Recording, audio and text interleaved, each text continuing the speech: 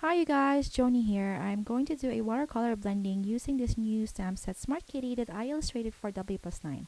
Although this set is created specifically for school or graduation in mind, but for today I will use it to create a card for a friend. So let's begin. I will first stamp the kitty using the vintage photo distress ink from Winsor, doing a second generation stamping.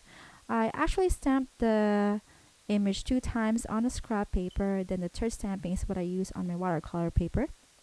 Now I am using the spot stamp image for the kitty, doing a second generation stamping again, as well as the spot image for the body. Now I'm going to create the ground where the kitty will sit on using the type 1 round brush from Winsor and Newton by Cotman. The ink I use for the ground is the crushed olive distress ink by Winsor, and I also use the refill as well. Remember, I just smushed the ink pad onto acrylic block and add water. You can see here, after getting my ink, I swipe the tip of my brush on the paper towel. This just lessens the water on the brush. Or you can also dab the paper towel on the image if it's too much water. Now the dark color green that you see here, this is the refill, the crushed olive refill that I'm using for. I use this because it's concentrated and it creates that two-tone color green that I am going for.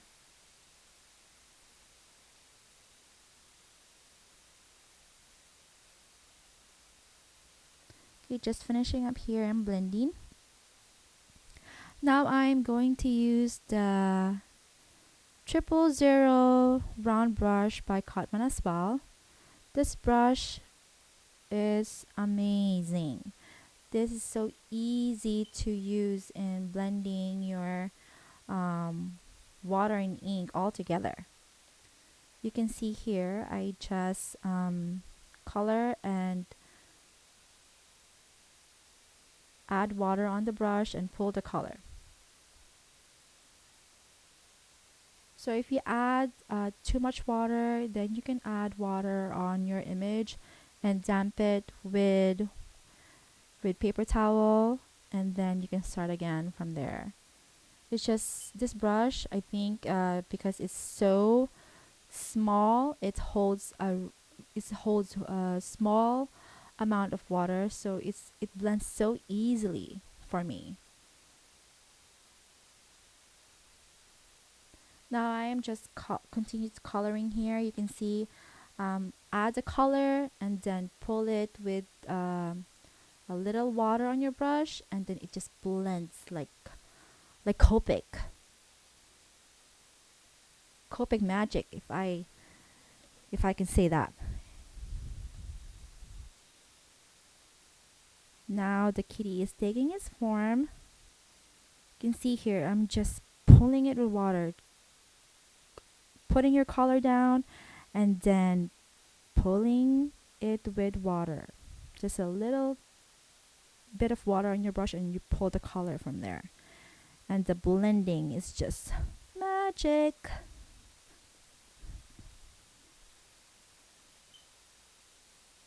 Okay, now the kitty is taking its form.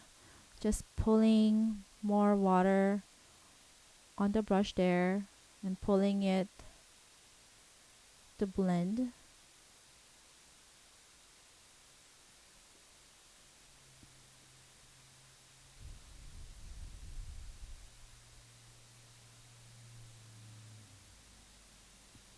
Now I'm adding a warm lipstick for the nose and the ears for the kitty.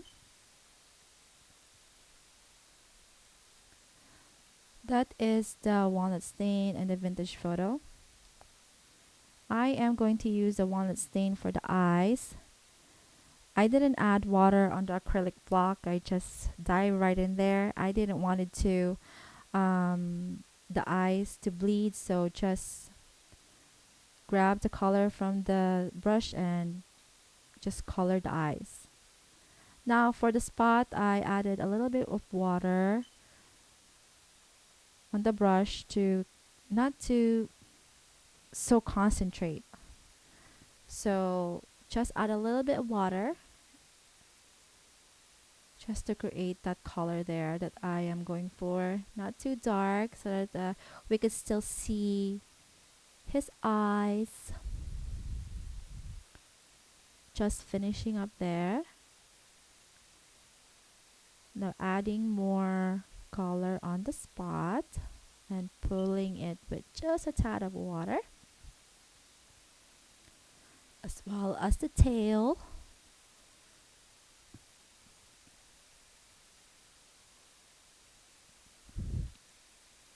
Now I am adding the stem and the leaves and the rose.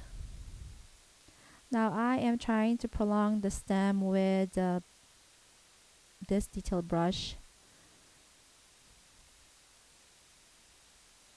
and trying to draw his mouth there as if that he is holding that rose on his mouth.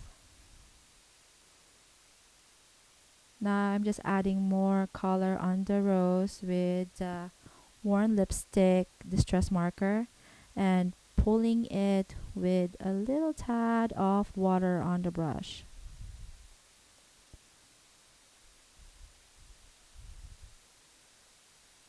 Just finishing up there.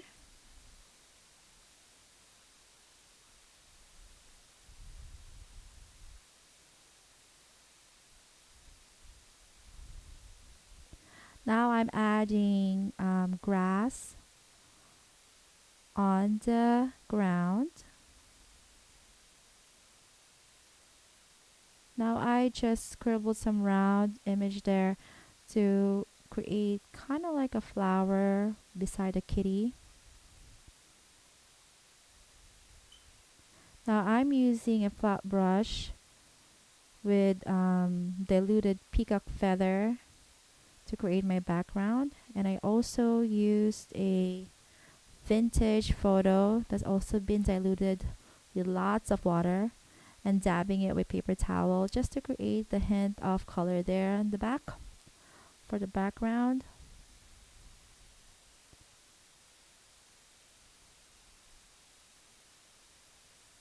Now just drying it, adding more splatter there using wild honey and crushed olive.